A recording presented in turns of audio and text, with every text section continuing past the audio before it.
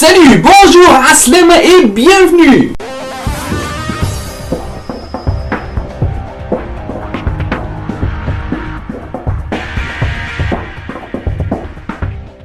Depuis des années, je me pose la même question.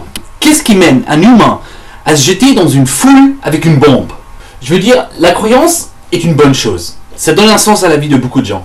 Mais quelle sorte d'enfoiré croit vraiment d'exécuter la volonté d'un Dieu?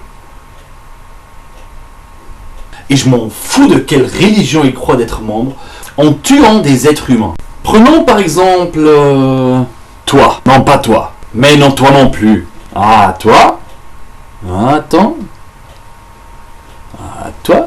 Tu m'envoies ton numéro en privé, s'il te plaît. Ouais, toi là, toi, le gros barbu là, avec le zizi rikiki. Je connais les gars comme toi. Ta vie, c'est de la merde.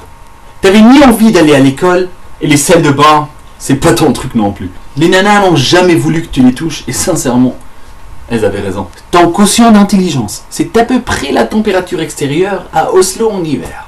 Et ton hygiène dentaire est si mauvaise que quand tu souris, on a l'impression que tu mâches un hérisson. Bref, t'es un loser. Mais heureusement, t'as entendu qu'en Syrie, il y a des flingues, des nanas violées et 2000 $, pour chaque djihadiste. Alors tu prends ton courage à deux mains et tu vas combattre ces satanés infidèles.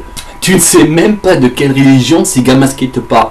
Mais enfin, t'es pas là pour croire, t'es là pour vivre tes fantaisies sadiques. Tu te crois fort, tuant femmes et enfants avec ton Uzi. Mais un jour, ton guide spirituel te raconte que si tu fais les kamikazes au nom de Allah, tu vas au paradis sans détour le jour de l'apocalypse. Directement.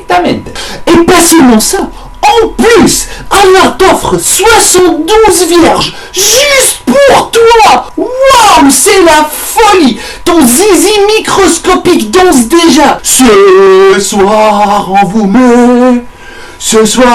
met le feu. Et en plus, t'as toujours eu un faible pour les offres spéciales. Alors, bien sûr, tu acceptes.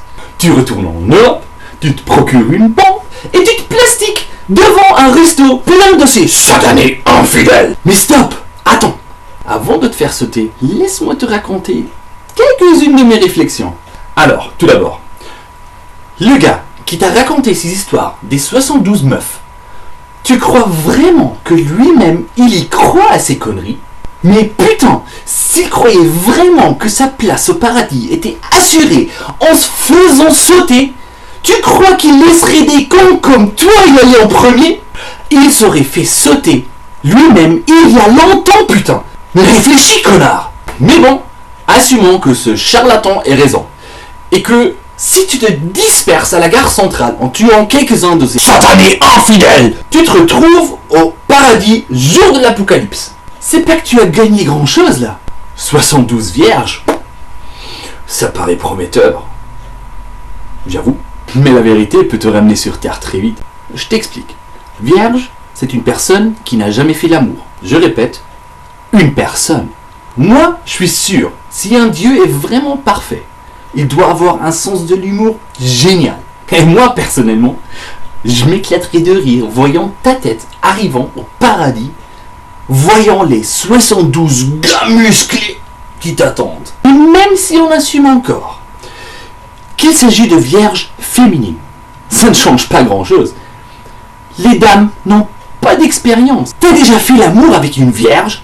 Non, c'est pas nul, mais... Non...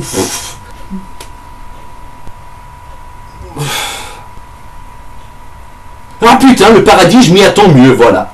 Mais bon, assumons encore une fois que toi, le djihadiste aux zizi microbiologiques, tu t'en fous de l'expérience des señoritas, puisque toi-même, t'en as pas.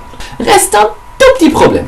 Puisqu'une vierge n'est plus vierge après avoir fait l'amour, elle devra te quitter après la passe. Et là, il faut pas être expert comptable pour savoir que 72 vierges, calculées sur la base d'une éternité, ça foire. Bon, pour finir avec toutes ces théories improbables, assumons une dernière fois que tes vierges sont des filles, plus ou moins mignonnes, et qu'elles restent vierges même après l'acte sexuel. Toi, cher djihadiste au zizi minuscule, tu n'as peut-être pas d'expérience avec des femmes. Mais moi, je peux te dire que 72 nanas, ça veut dire 72 fois les règles par mois. Je te raconte pas le bordel, alors achetez des tampons. Tu devras te procurer des dizaines de moutons, puisque je ne me rappelle pas d'avoir lu de pharmacie au paradis. Et c'est pas le pire. Avant les règles, il y a quoi? Le syndrome prémenstruel.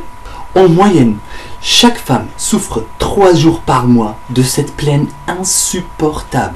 Et pour toi, ça veut dire que tu auras chaque jour 7 nanas énervées. Et là, je ne parle même pas de la jalousie quotidienne. Et puis, il va falloir assurer de temps en temps, parce qu'elles voudront te raconter de leur journée, de leurs expériences, de leurs problèmes, de leurs sentiments et toutes ces conneries. Et puisque toi, t'es un gars, tu vas pas les écouter. Et si toi, tu n'écoutes pas, elles seront emmerdées. Mais toi, t'es pas con. Bien sûr, tes chaussures, ça marche toujours pour les calmer un peu. Mais puisque c'est des nanas, il te faudra le sac à main approprié aussi. Et d'où tu vas acheter tous ces trucs? Y a pas de bazar au paradis. Et voilà, encore perdu. Ce que je veux dire, déjà assuré avec une nana, c'est un boulot à plein temps. Mais 72, putain! Et puis les fleurs, n'en parlons pas. Chaque fois que t'en défrises une, tu vas cueillir des fleurs parce qu'il n'y a pas de fleuriste non plus au paradis. Et si t'es sincère, déjà avec une nana, t'en rates pas une. Alors avec tes 72 vierges, tu vas passer des journées entières à cueillir. Et tu ne seras pas le seul djihadiste, non! Maintenant, on l'appelle Jardin d'Éden. Mais je te promets, 2 mois après l'apocalypse, on l'appellera juste Éden. Plus de jardin, plus de fleurs. Et là, je veux pas être dans ta peau. Bref, tu vois, petit djihadiste au zizi infiniment petit, ça vaut pas le coup. Même si le camp en Syrie t'a vraiment dit la vérité. Pour aujourd'hui, c'est tout. Merci. N'oubliez pas de me laisser des pouces, vous abonner, ou bien me laisser votre avis dans les commentaires. A plus. À plus.